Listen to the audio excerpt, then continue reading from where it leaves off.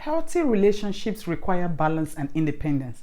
So knowing how to give space in a relationship and still maintain closeness while staying together is an art that every couple should learn.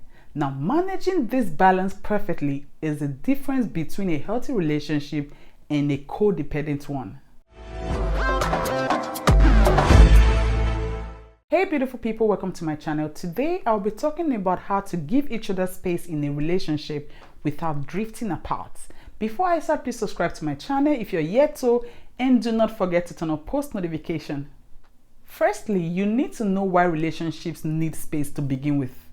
Now, the best moments of our lives are the ones we have shared with someone special, and some of the happiest memories you may have usually involved a loved one. But then again, too much togetherness can ruin a perfect relationship too. So keeping a relationship alive needs memories and special moments just as much as you need individual memories and special moments too.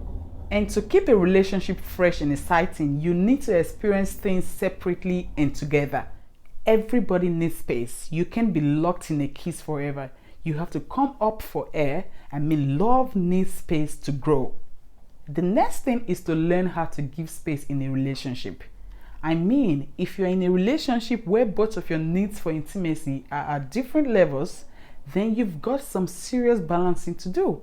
Well, don't you worry, it isn't as hard as you might think. Now, increasing intimacy in a relationship is necessary, but when a man and a woman come together in a relationship and start a life together, they give up their single lives. They start a new life where they are no longer separate, but one in the eyes of everyone, including the law.